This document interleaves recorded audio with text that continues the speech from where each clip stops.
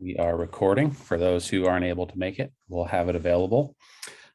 Just a general overview of how this webinar format works. At the bottom of your screen, you should be able to see a Q&A, a little dialog box with Q&A underneath it. That's the best way to ask questions tonight. So I'll be going through sharing my screen. And as I'm going, my colleague Chris is here. You won't see him on video, but he'll be in the background taking all those questions. So they'll be able to answer all the questions that come up tonight. So don't hesitate as we're going through the presentation to use that Q&A format at the bottom of your screen on that black Zoom bar. Awesome. Great. Well, let's get right into it. We're really excited to talk about the rules in Northampton tonight. We've done several projects in Northampton. We work with the planning board all the time. And we're actually right now, we're building 3 duplexes on Burt's Pit Road as affordable housing units. So we have a great relationship with Northampton. We love their rules in terms of ADUs. So we're excited to go through that tonight and help people think about what's possible. Right, let me share my screen and we'll get started here. Awesome. So if you didn't know, we're Backyard ADUs.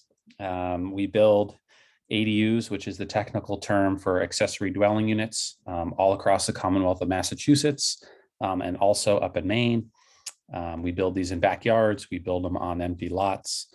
We get creative to help homeowners figure out what works for them in their municipality. So tonight's goal is pretty simple. The key 4 things. Kind of talk about what backyard homes are, what are the rules specific to Northampton, given those rules, how do we connect utilities? Because that's a key part of all these projects is making sure that they're correctly permitted and connected. And then 4, we'll kind of go over like how to get started, how to get thinking about what might work for you in your position. Awesome. So here's just a couple examples to get us started. Here's a backyard home we built in Florence. We call this the L line. This is a 2-bedroom, 2-bathroom unit in a backyard. It was built with the homeowner's son in mind, who has a disability, so that he'll have a place where he can live with or without a caretaker. And in the interim, it's also being rented out. So there's generating rental income. The key goals kind of when we're designing these homes and why ADUs are so awesome is it's close, but again, not too close. Like we saw that backyard home, it was set back, it had its own space, but the son could easily walk to the main house and see their parents.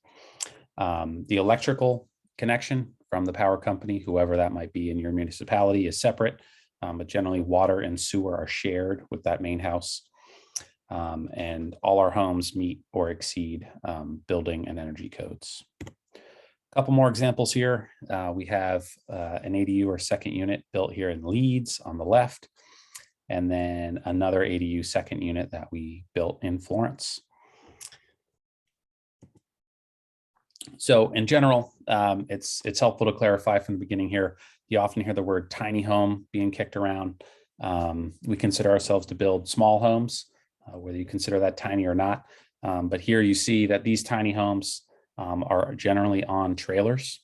And so these are classified differently in terms of zoning from the municipality's perspective. They're also generally sub 400 square feet. And these fall into a different category than our homes. All right, so that's kind of a quick 30,000 foot view about what the homes are. You know, they're not on trailers, they're built on foundations, they're generally in backyards, they're hooked up to utilities, and they meet or exceed, again, building codes. So in Northampton, what are the rules? Let's get into it. When you start looking at a lot, the city really cares about density. So how big is your lot? That depends on the district, what the minimums are. So when we're looking, there's various different districts in Northampton. A couple of them are listed here: RR, SR, URA, URB, URC. There's also the Watershed Protection District. Each district will have its own minimums in terms of lot size. And throughout the city, different homes are connected differently, whether it's to public water and sewer or private water, which is a well and sewer. And what the city really hones in on here is this open space ratio. So you can't go and pave your entire backyard with an impervious surface. A certain percentage of your lot needs to remain open space. So when thinking about design and adding a new unit, you just want to make sure that you're under the maximum impermeable surface allowed on your lot. Northampton does, depending on your district, allow for different options here. So across the municipality, single family homes are permitted. And what's really nice is that as adding a second unit, it's considered a second single family home. So Northampton doesn't even use the terminology ADU or accessory dwelling unit. You're adding a second single family home to the lot. And within that, they do offer these things called half scale units, which is basically if you are building two smaller units, that could count as one. And in general, this 2-family by right zoning allows for an additional 1,800 square foot home. Again, it is dependent on open space ratios given your particular lot size. And then certain districts do allow more than 2 units. So it really does depend on which district you're in.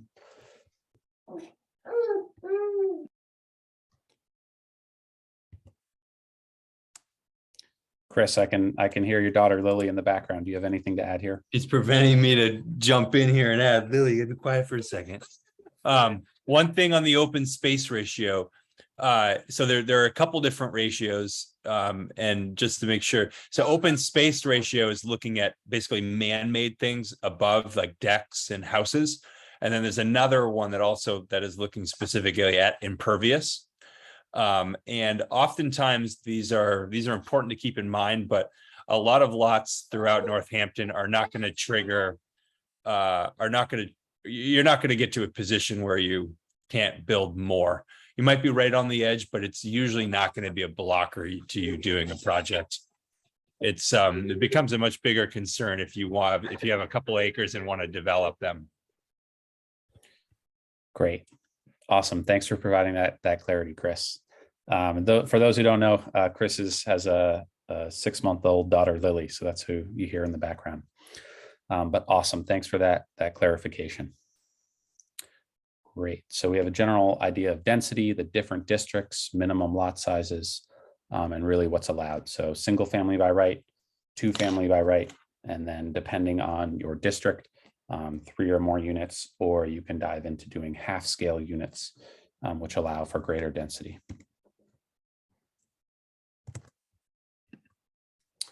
Awesome. So setbacks. Within your district, you will have specific setbacks from the front of the lot, from the side of the lot, and from the rear of the lot.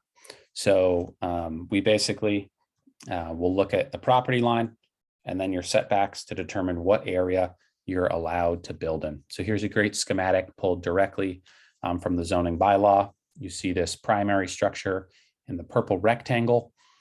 In this case, there is a 10-foot front setback, a 15-foot side setback, a 20-foot rear setback. And so we can see that this rectangle is within all 3 of those setbacks, and that's the buildable area. Some important things to note, as we see in the back here, there's an accessory structure. This does not follow those setbacks of the primary structure. It's 4 feet off the rear, 4 foot off the side. Those accessory structures are generally like sheds or detached screen porches, but not structures we would consider homes. So if you're thinking about adding another unit, an ADU, it must follow the same setbacks as the primary structure. There are a couple exceptions. If you do have a structure existing on your property that is non-conforming or it doesn't meet those setbacks, there is the possibility that you could use that existing footprint. For example, say there was a garage along the side setback here within that 15 feet. That is a non-conforming structure. And in theory, you could use the footprint of that garage and build on that. Another important thing to note is that when building that second unit, you have to be very cognizant of where the door faces. If you are within 20 feet of a setback, you may need to have a privacy buffer. And the big picture goal there is just to make sure, even though we're adding density, that the lots remain private and we're not disturbing neighbors. Awesome. Great. And remember, as I'm going through here, at the bottom of your screen, there's that Q&A little token there. So don't hesitate to type your questions and we'll be able to answer them as they come up. So parking is another big consideration that the city takes into mind. The general guidelines here is 1 spot for 1,000 square feet with a maximum of 2 per dwelling. So for example, you have an existing single family home with 2 parking spaces, you're absolutely compliant. If you add another second single family home or ADU, you're going to have to increase the number of parking spaces on site. A good thing to note is that if you have an existing garage, the spaces within that garage, whether you actually use it for parking or not, will count towards this parking requirement. And then the city is very cognizant of how many spots are allowed in a front yard. So there's a couple configurations here. The filled in rectangles are structures, and then our clear boxes here is parking. So just showing a couple configurations of how you can have parking, increase your parking along the side and rear of your property. Great.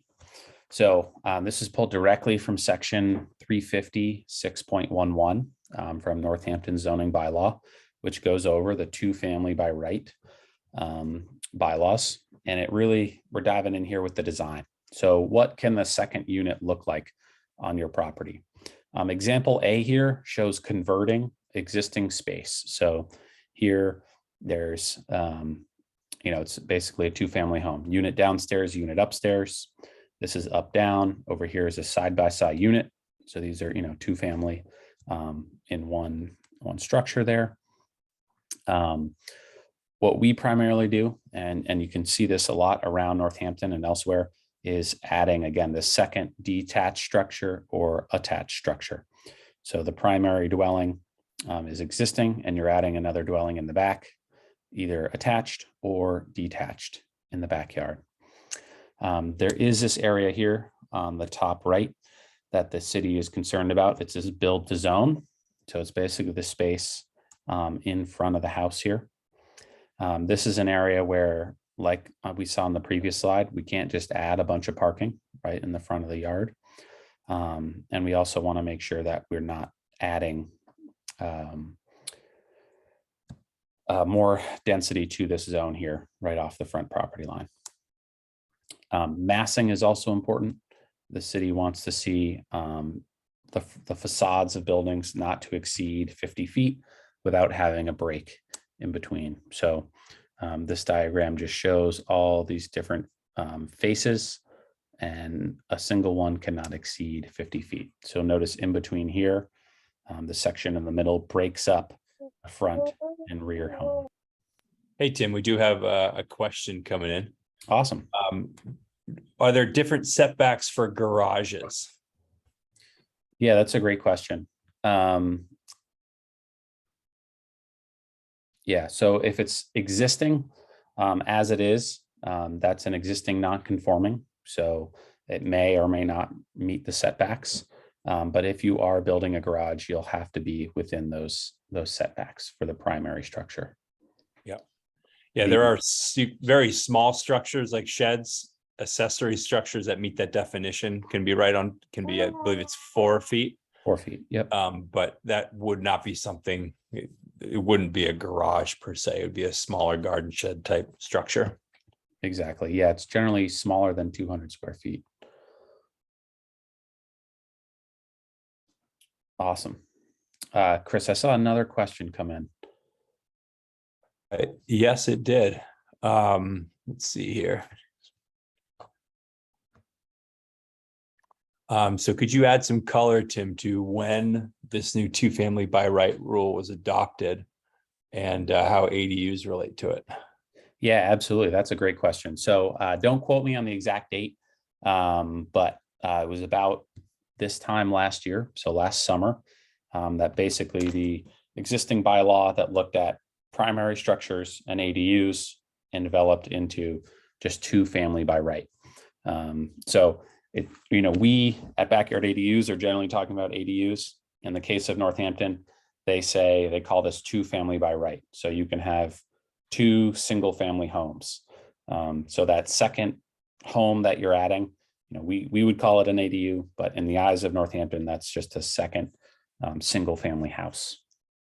Yeah, I think I can't remember if it was Carolyn or if it was Wayne, but they said 2-family by right was the evolution of ADUs. So Northampton has evolved beyond ADUs just to say, hey, you can just have another unit. Exactly. And speaking to our work across Massachusetts, it's a pretty awesome bylaw in its goal and ambition. So it is really nice that there's not specific rules for ADUs.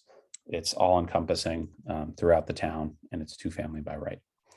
When we say by right, what that actually means is if you're hoping to do one of these projects, you get all your ducks in order and you go to the planning department, and the planning department is going to review your project and make sure it meets all the right criteria. And there'll be a planning hearing before you can go and get your building permits with the town to actually start construction. All right, so design. Parking again, these are just a couple more examples of how parking can work. Again, you can't have more than one space in front of the house. So you have to start thinking about how you're going to get the required parking along the side of the house or the rear of the house. And what's important to note here is once you start getting 4 or more cars, the city is going to want to see some buffering to make sure that you're not impacting neighbors with headlights.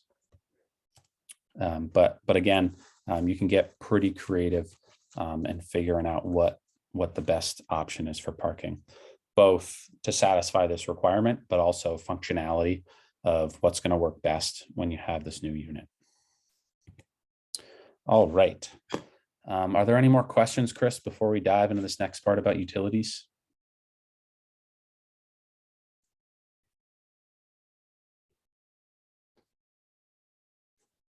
All right, I'm guessing not. So that's kind of the rules in Northampton, the design requirements and what's allowed. Now we're going to kind of get into the nitty gritty of how do we connect it so that it can be a permitted home. So we kind of start with the water service. We had that chart earlier looking at public water and being on a well.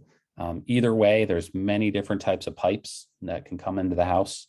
So the first step in our process is generally going into folks' basement and seeing what's going on. Do they have galvanized pipes, PEX piping, which is at the bottom here, the PEX, copper pipes, or polyethylene pipes. And I honestly, I do these kind of feasibility studies all the time, and I see all these different ones. So you never really know until you check what you have. But why is this important? Galvanized pipes over time can corrode from the inside. I'll have a slide and show you this later, which can lead to water pressure issues. PEX is generally the standard of what's being installed new. Copper, you see this all the time everywhere, is good, but there can be different diameters. And then these polyethylene pipes are most common coming out of wells. Why does this matter? The plumbing inspector in town will inspect all the plumbing work when you're adding a new unit.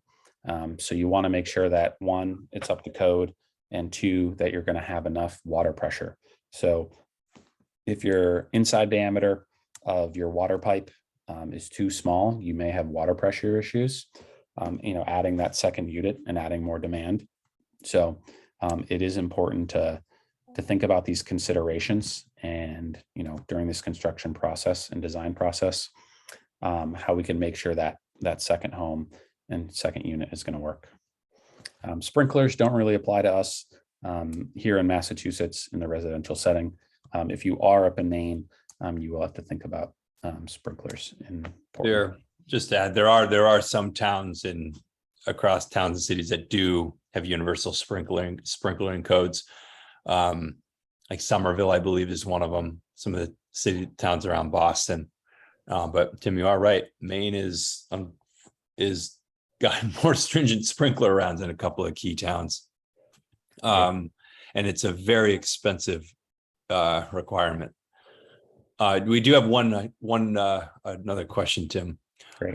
So someone on the call seems to be from Somerset, and she's not necessarily asking. She's hoping to buy a place in Somerset and wants to know if she'll be able to do this, and generally if these rules apply to other towns and how would they apply? Yeah, that's such a great question. Off the top of my head, I don't know the rules in Somerset. It'll be dependent on the zoning bylaws specific to that town, which again, I don't know off the top of my head. These rules that we're talking about today in Northampton, or that we just discussed, are particular to Northampton. But honestly, a big part of my job is researching the zoning bylaws across the Commonwealth of Massachusetts and figuring out what the rules are, what is possible.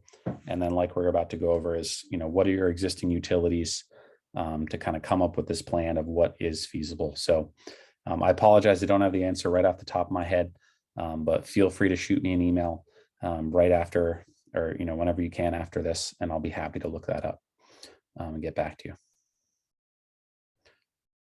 Great, and we'll talk about more of that later. I have an example of kind of a feasibility study that we do to try to help folks understand what is possible and what exists on their site.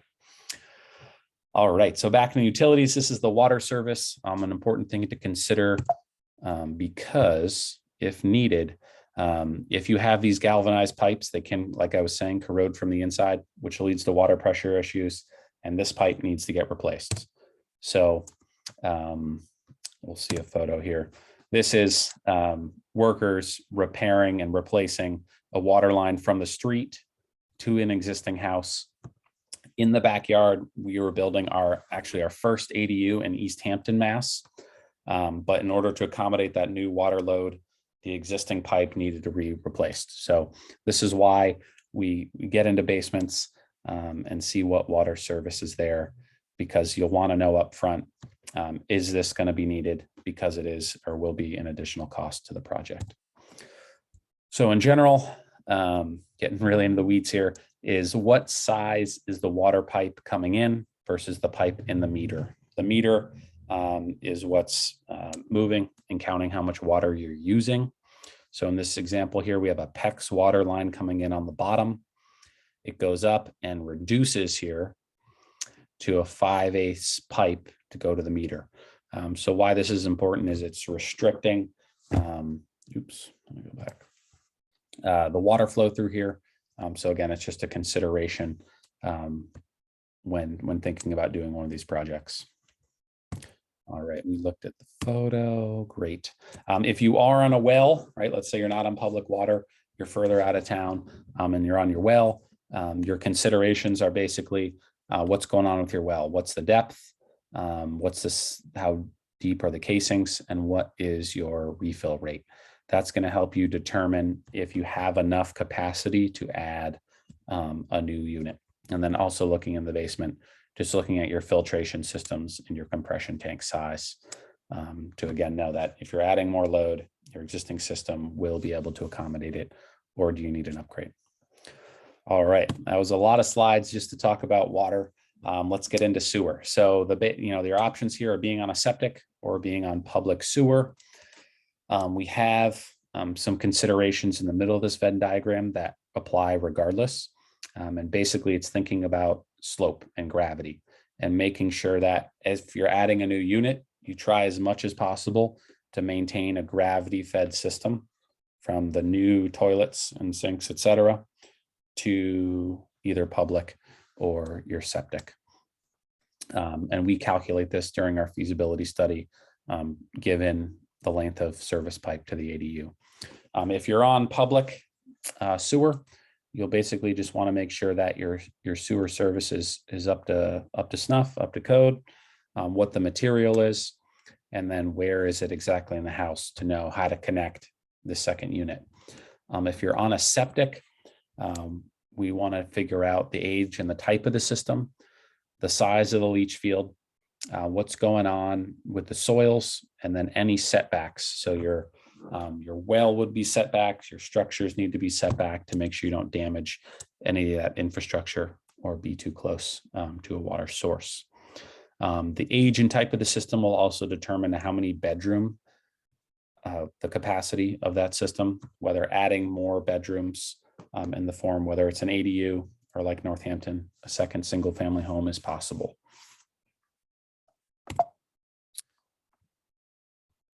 Great. So in general, with the septic, something we do run into is, let's say you have a 3-bedroom septic and an existing 3-bedroom home. You want to add a 1-bedroom ADU. That'll put you at 4 bedrooms, which you can't accommodate because you only have 3. What you can do is convert a bedroom in your main house so that even though you're adding 1 bedroom with an ADU, you're removing 1 bedroom from the main house, making it a home office, a home gym, turning it into a non-bedroom space to allow for you to hook up to that existing septic infrastructure.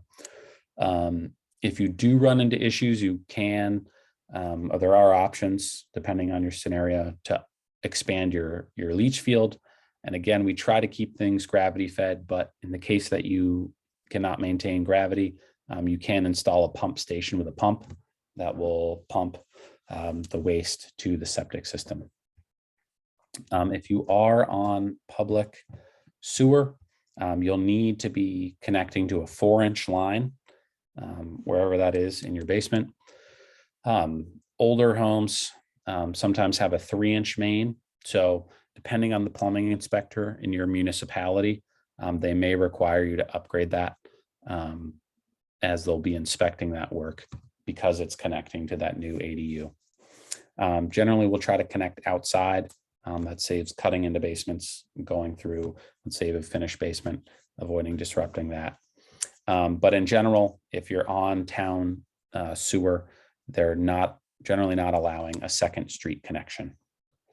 And overall, thinking back to tiny homes on trailers, oftentimes you'll see a composting toilet. Those generally do not count, as these are, again, fully zoned, planned, and permitted structures. So those generally don't count. All right. So water, sewer, electrical is the last big one. This, depending on where you live, is generally Eversource or National Grid, so not the municipality. And we'll work with them to figure out how do we get electrical service to the ADU. So just looking in basements, the top of your panel will have a large breaker that'll kind of show you, or should show you, how many amp panel that is. Here's like a newer 400 amp panel. This is a very large capacity panel, which is great. If you see that, you'll generally have enough to run a sub panel to the ADU. If you see something like this is very outdated. It's bad news. It'll need to be brought up to code in order to supply the second structure. And here, this is what's common in new construction, is a new 200 amp panel that we see in the basement. Here you'll see it says 200 amp at that top up there. So that's why you'll know. When we're looking at these, a new home, a second family home or ADU, will generally want to have a 200 amp service. This can be chained off of the main house, or depending on your scenario, a new service can be run either overhead or underground to serve that new unit. And the power company calls that a secondary service. So again, there's a bunch of different options of what's out there and what's possible. And depending on your site and your existing panel, we'll figure out what's the best route. Great. So again, the general rules is we want a 200 amp service running to the ADU. If you have 200 amps in your main house, that may be adding a secondary service or upgrading your panel. If you do have items that draw a lot of electricity. For example, you heat a pool or a hot tub. You have a large, heat pump system or an electric instant hot water heater. You may need to have a larger service to accommodate those greater loads. So in general, adding that secondary meter does cost a bit more, but again, would be metered separately. That's especially helpful if you're doing building an ADU for rental income. That your utilities will be separate, so you can plan accordingly. And then an important thing as well is having your communication. So getting your cable line run to your house, whether that is in conduit or overhead. There's, again, a bunch of different options. All right. So yeah, harkening back, unlike a house built on a trailer, which may not follow building codes, especially when it comes to plumbing, septic, and electric, all of our homes in backyards that are permitted must meet building codes. This is especially true for stretch energy code. So having an insulated basement or floor system, insulated walls, and insulated attic spaces that meet or exceed energy codes. All of our homes are built this way. And an important thing too here is air sealing and making sure that the envelope is sealed well, so that you can qualify for mass save rebates. An important thing, again, reiterating this point, is the foundation too. Oftentimes, if you have an old garage, that may be a great footprint on which to build an ADU, but an old garage slab is not insulated. So you either need to rip it out and put in a new foundation, or get creative in your ways to meet building and energy codes. Our utility connections as well will need to meet the codes that are at the state level, but also municipalities, inspectors have certain ways that they want to do things. So an example, in Northampton, the electrical inspector generally wants to see a shut-off box on the outside of the second unit, so that in case of a fire, they could disconnect the electrical. The plumbing inspector likes to see the water line 10 feet away from the septic or sewer line. So these are all things specific that you must consider when building in Northampton or elsewhere. And then egresses as well. So fire code is important. Everything needs to be engineered. You need to make sure you have 2 egresses, egress windows as needed in bedrooms. So there's a lot to consider. There's a lot that goes into a home, both the design, hooking up to utilities, and then making sure it meets or exceeds building and energy codes. Chris, I see that we have a question coming in. Yep, absolutely. How deep do you bury the water pipes? Yeah, that's a great question. So we're generally trying to be below the frost line. So the electrical line has to be at least 18 inches below grade, or have a covering on it. The water lines and septic lines need to be, I believe, Chris, correct? 4 feet. Yeah, 4 feet. 4 feet below gets you below the frost line. Yep. Ever increasing with our friend climate change. Pretty soon you will be able to just run them out on the top of the surface like they do down in the Caribbean. Yeah. There are a couple ways to get around that. You can insulate your lines. So there are ways, depending on your site. Let's say you have ledge or there's certain obstacles. You can insulate the water or sewer lines to not have to be as deep. Yeah, water lines are not, they really do need to be 4 feet down. There are products, one product called Heat Line, but then you're running electricity constantly to keep it from freezing. But the sewer line you can definitely insulate and have that a lot shallower.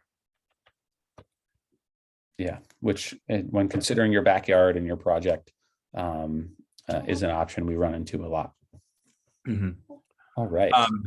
And then another follow-up question. So in Northampton, we were talking about this 2-family rule. Can you talk about the all electric rule as well? 100% electric? I forgot to touch on that. So part of the requirement of being a 2-family by right is having no fossil fuels. So being all electric, that'll be electric heating and cooling, electric appliances, electric hot water heater. So no gas, no fossil fuels, everything has to be electric. A bonus of that is there are new mass save incentives that are also for all electric homes. So homeowners, depending on the appliances, depending on the air sealing, can either hit tier 1 or tier 2, which translates into a $15,000 or $25,000 rebate from mass save. So in Northampton, it's required to be all electric. That does qualify you generally to get some mass save rebates, which is great. Yeah, and I'll add some color to that too. I think with the mass save program, the $15,000 rebate, it's cheaper to build a highly efficient all electric home than it is to try to get a natural gas line or to do something with propane. So in our, at least at Backyard ADUs, we don't think there's really any reason to try to power one of these homes with any fuel of any kind, other than the energy that's getting more and more clean by the year from the grid and mass. Yeah, and a lot of our homes during that design phase is we're thinking about solar. A lot of homeowners want to go solar. Obviously for the environmental reasons, there's also great tax credits. So that's another thing to consider is if you have an all electric home, you're going to have a vehicle to use the energy that you generate if you choose to go solar. Great. So why now? Why these second family homes? Second family, as it's described in Northampton, ADU or accessory apartment, you'll hear across the state, because there's need. There's a great need. There's a shortage of housing. I've heard it so many times it feels like a platitude, but it's very true. There's, as we'll see highlighted here, who's it for? It's for parents that are aging and downsizing, moving into the backyards of their friends, backyards of their children moving home, wanting to be closer to kind of close that loop of the family unit. So the demand is great and the supply is lagging. So it's a great opportunity in order to do this. And again, like we said before, Northampton is very progressive in their bylaws to allow this to be a reality, which is great. All right. Chris, are there any more questions before we dive into this next part? Nope, you are in the clear. Great. So in general, this last part is kind of a thought exercise. This is how we approach projects and work with folks to think about what works for them, is to kind of think about, establish and prioritize your goals. Who is this for? What is going to work? What are the designs? Look at your options. What is really going to work? What's going to work within those setbacks? How is parking going to work? To connect to all electric, how is that going to be possible? What's the access for construction? A lot of questions go into that. And then the last part is financing and making sure that you'll be able to pay for and then afford your new home, which again, like Chris touched on, is building these all electric homes. We're finding great ways to help people finance. So I'll kind of go through all these, starting with establish and prioritize your goals. So, again, looking in Northampton, depending on your zoning district, there's a lot of potential for ADUs. Looking at some lots, you can see that in these backyards, there are spaces for. Here the label is ADU, but again, in Northampton, they'd call that a second single family home. Great. So the setbacks, again, this is not specific to any particular district, but again, it just shows that even in a backyard like this, within the setbacks, they're able to fit an ADU. There are some restrictions on height, but again, building the second unit, you generally don't hit those. And then you just want to make sure that your lot is compliant. So in certain districts, if you're not doing a detached ADU, and this does apply, we see this elsewhere across the state, not Northampton, if you do need to attach it, there is the potential to do that on site. We'll look at that, for an example, a breezeway. We just built a home in Abington where we built an ADU with a connected deck in between. So that qualifies. So we can get creative with the setbacks to make things fit depending on what's going on. Awesome. So thinking about the design, what's going to work best for your situation, but also to meet all the requirements in Northampton. So absolutely, here is a backyard home that we've built. Yes, it works. We built it. It's gone through permitting. All the utilities worked. It's all connected. Maybe kind of switching up the design here, monoplane roofs, more open facades. You got to be cognizant of where your doors are facing and what fits. And then probably not is, your classic mobile home look, right? Plopping that down in your backyard probably does not meet the design requirements. So again, the city wants the infill, but there are these design requirements to make it blend in and kind of fit. So why, what are your options? I don't know exactly when these numbers are from, but just kind of getting a sense of, okay, here's a 2-family home, upstairs and downstairs, sold for $413. So it's about $205,000 per unit, including mortgage, insurance, taxes.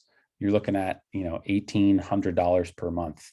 I'm not sure exactly when these numbers were taken from, and obviously what the mortgage rates were, but just considering options out there of cost per unit and then cost per month. That was in the before time when mortgage rates were 3%.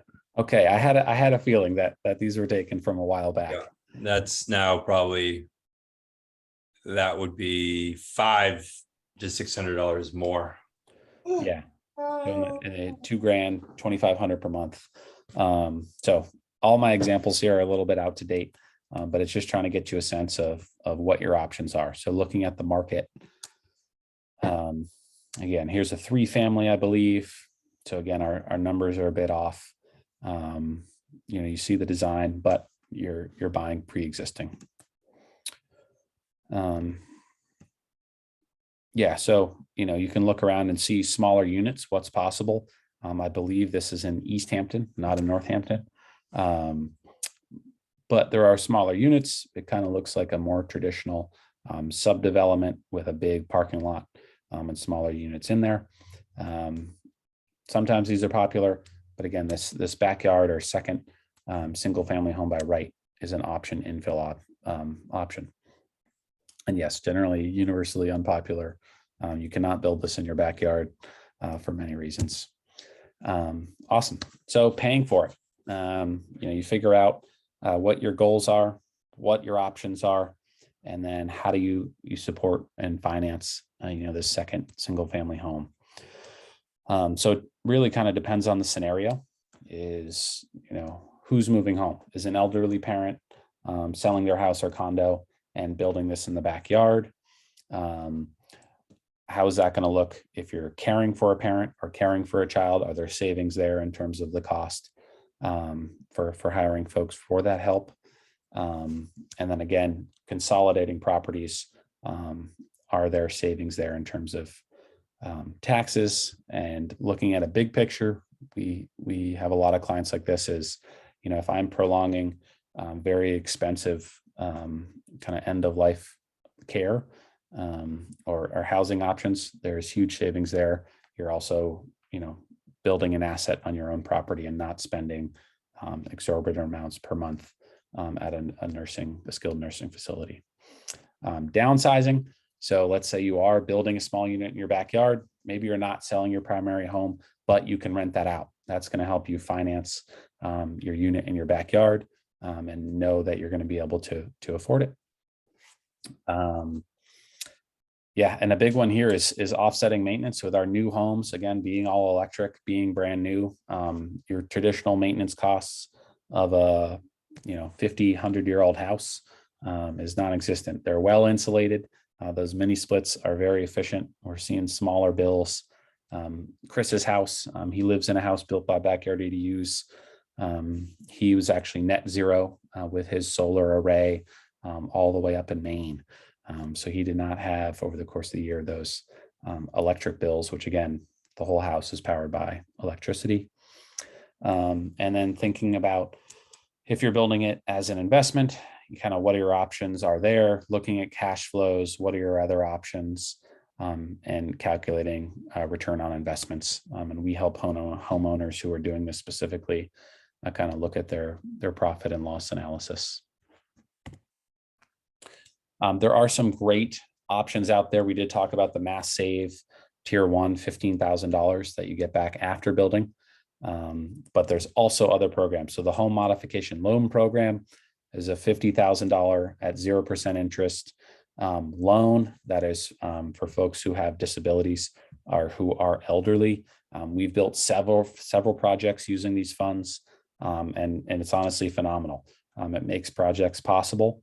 And basically when their house is sold is when you will pay back those funds. So it's amazing. It's absolutely amazing.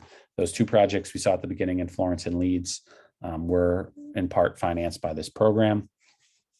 There's a bunch of other options out there. I'm not going to read the slide.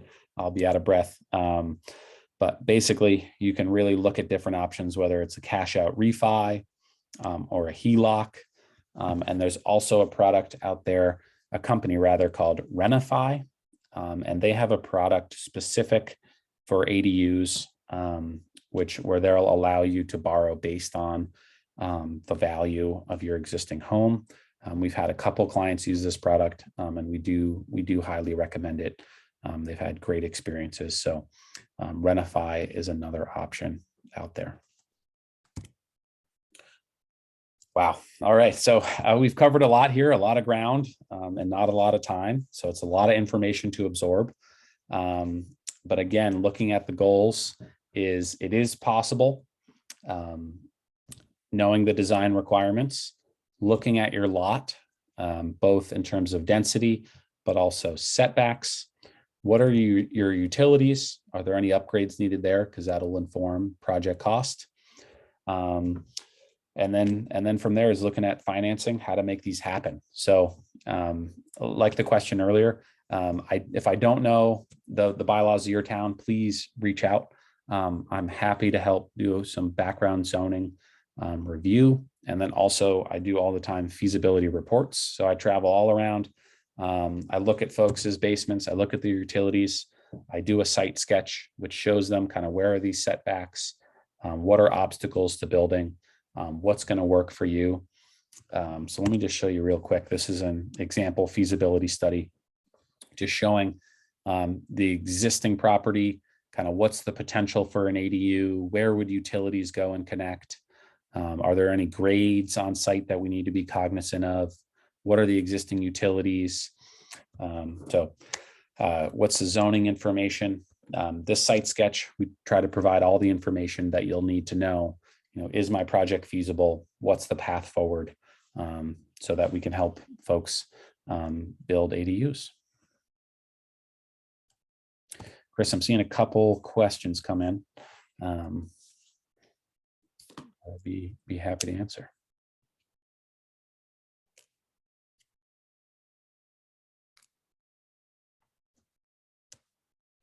All right, here, let me go find them.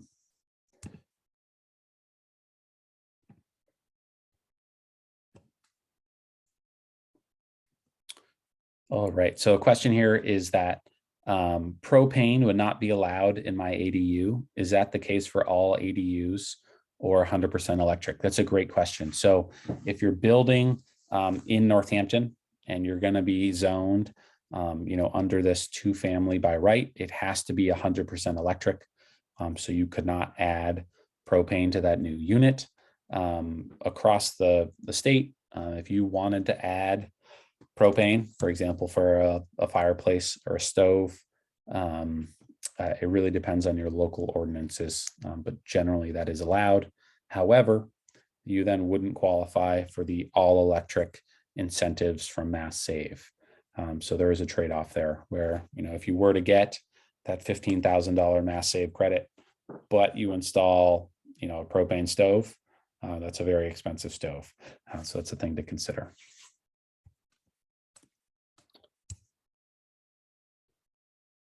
Awesome. Oh yeah, so more questions here. Yes, we do charge for the feasibility study. It does take us a bit of time to do that background research, to do a site visit, and then generate the report. The cost is $450. But again, just getting started here. If you're in a town that's not Northampton, you have questions about the rules, please don't hesitate to reach out. info@backyardadus.com. And then Allison, yeah, you're very welcome, Allison. Thanks for coming tonight. If everyone's at different stages, so I like to say that these projects start as ideas. We work into this feasibility stage to really figure out what is possible, so that you have the road forward to know what is going to work. Are there any other questions here as we approach 6 o'clock?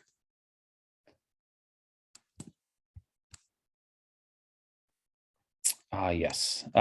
So we have a great question. It's about the height restriction in Northampton. Yes. So generally, you're not going to be able to build greater than 3 stories. Each district can be a little bit different, but yes, that is the height restriction, is 2 or 2.5 stories. I'm gonna have to go in and nail down the specific answer there. But yeah, and that's common. I see it across bylaws across all of the state of, you can't build a 4-story unit in your backyard. All right, and there's another great question. The Mass Save all electric rebates, are those just for the ADU, or are they also for the primary house? They are for new construction.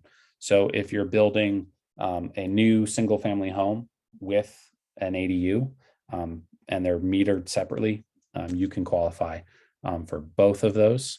If you're building just a new construction ADU in the backyard of a pre-existing home, that new unit would qualify. Mass Save is a massive entity. So there are other Mass Save programs that may work for your existing house, to upgrade insulation or upgrade HVAC. But in terms of that new tier 1 rebate, that is for new construction. Great. Let me see here. Yes. So just to clarify, you can build a 2-story ADU in Northampton. Right now we're building 2-story homes in Northampton. Yep. So if you check out our Instagram, our Burt's Meadow project, we do have a 2-story unit that is qualified as that second single family house. Oh, these are such great questions. Thank you, everyone. Are there any Mass Save advantages to metering out the ADU separately? From the Mass Save perspective, I guess I'm also thinking about solar. If you are metered separately, there are some solar implications. For Mass Save, you're just going to want to have each unit qualify. So that would be the advantage of metering it out. Awesome. And then Ellie, I got your message as well. I'll be sure to send you a follow-up email. And this recording, we will make it available. So Natalie, I'll be sure to send you the recording of our meeting tonight.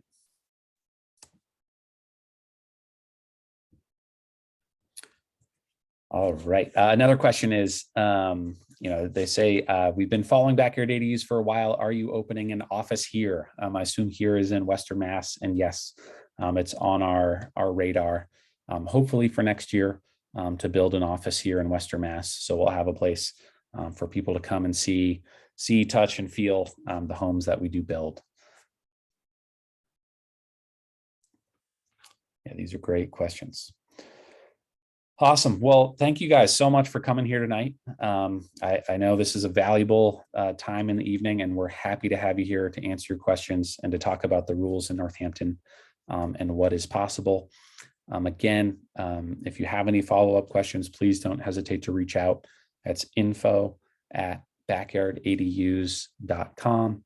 That's on our website. We also have phone numbers on the bottom of our website where you can give us a call and either reach us or leave a voicemail if we're not available. Chris, thank you so much for joining me tonight, for supporting me here. And if you or Lily don't have any follow-up, I'll shut the webinar down here. No, we are all set, but they were great questions and we look forward to meeting some of you. And sorry I was not fully involved. Lily decided to be hungry and a little whiny this evening. You got your hands full. We totally understand. But have a great night, everybody. Yeah, take care, everybody.